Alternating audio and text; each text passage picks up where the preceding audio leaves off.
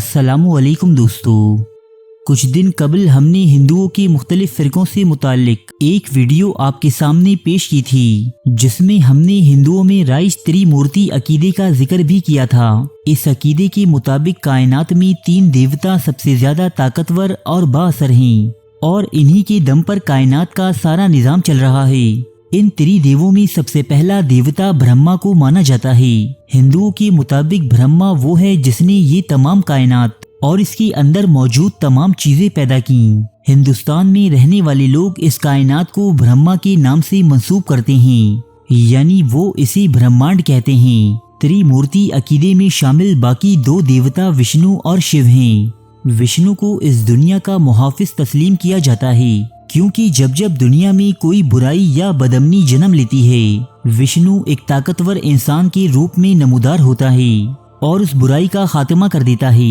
रामायण के हीरो राम और महाभारत के हीरो कृष्णा विष्णु देवता के ही 2 अवतार बताए जाते हैं। विष्णु की इसी खासियत के बाइस लोग इसे अपनी जिंदगियों का मुहाफिज भी समझते हैं और इन पर पेश आने वाली मुश्किलात से छुटकारे के लिए वो विष्णु देवता की पूजा करते हैं। कुछ ऐसी ही खासियत त्रिमूर्ति के तीसरे देवता शिव से भी मंसूब की जाती है। हिंदुओं के मुताबिक शिव न सिर्फ अपने पैरोकारों की तकलीफें दूर करता है, बल्कि उन्हें एक पुरसकून जिंदगी भी फराहम करता है। शिव नामी देवता के मंदिर भी हिंदुस्तान के तूलो अर्ज में मौजूद हैं, जहां शिव की इबादत की जाती है। दोस्तों, सबसे अजीब और हैरत अंगेज बात यह है कि त्रिमूर्ति अकीदे के 2 ताकतवर देवताओं की इबादत तो हिंदुस्तान के घर घर में की जाती है, जबकि वहीं इस अकीदे का पहला देवता यानी ब्रह्मा, जिसने हिंदुओं के मुताबिक न सिर्फ कायनात बल्कि इंसानों को भी तख्लीक किया है, उसकी इबादत कहीं नहीं होती।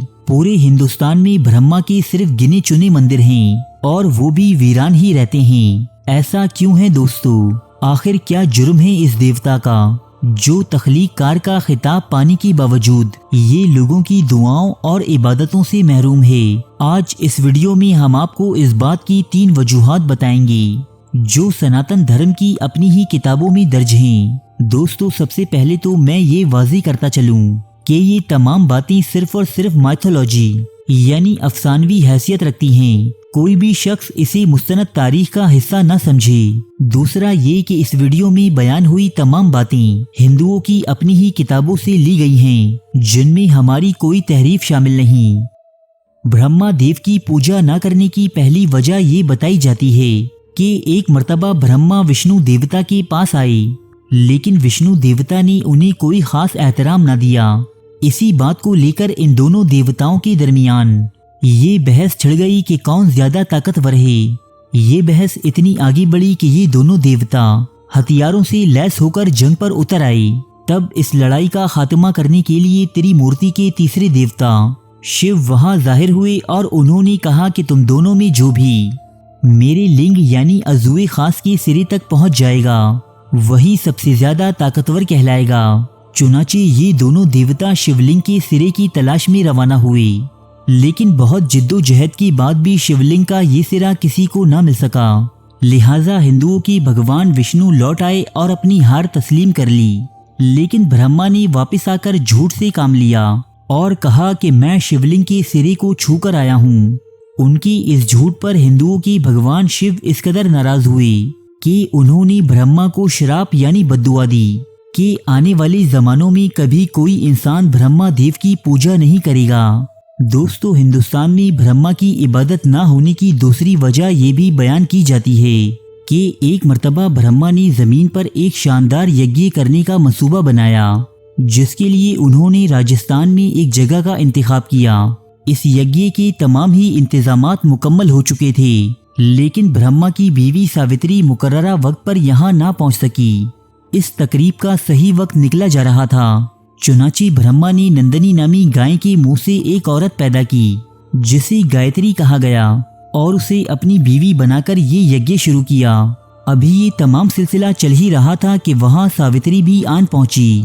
जब उसने अपने शौहर ब्रह्मा को किसी गैर औरत के साथ बैठे देखा तो फौरन इसे बद्दुआ दी कि जमीन पर कभी ब्रह्मा देव की पूजा नहीं की जाएगी, सिवाय उस जगह के कि जहां ये यज्ञ हो रहा था। हिंदुओं के मुताबिक आज ये जगह राजस्थान में मौजूद है। जिसे पुष्कर मंदिर कहा जाता है।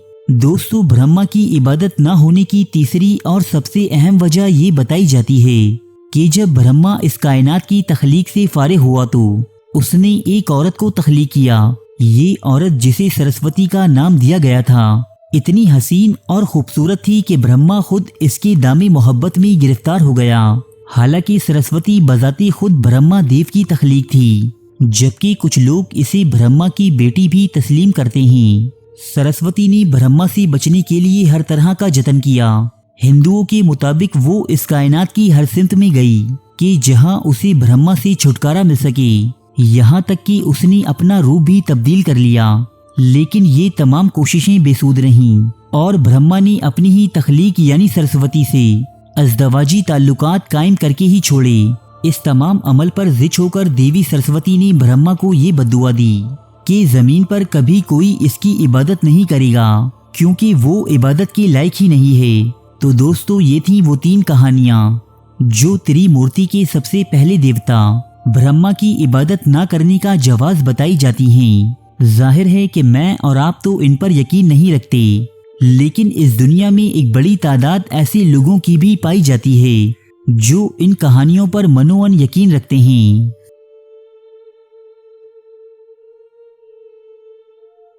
अरे फ्रेंड्स, 1 मिनट, आप ऐसे ही जा रहे हैं? इतनी मेहनत से वीडियो बनाई है, एक लाइक तो बनता है ना। और दूसरा ये कि आप हमें इतनी बड़ी दुनिया में दोबारा कैसे ढूंढेंगे? तो इसका हल ये है कि आप हमारे चैनल को सब्सक्राइब कर लीजिए और इस बेल के आइकन को क्लिक कर दीजिए। इस तरह हमारे आने वाली तमाम वीडियोस आप तक पहुंचती रहेंगी। अरे डरिए मत, ये बिल्कुल फ्री है।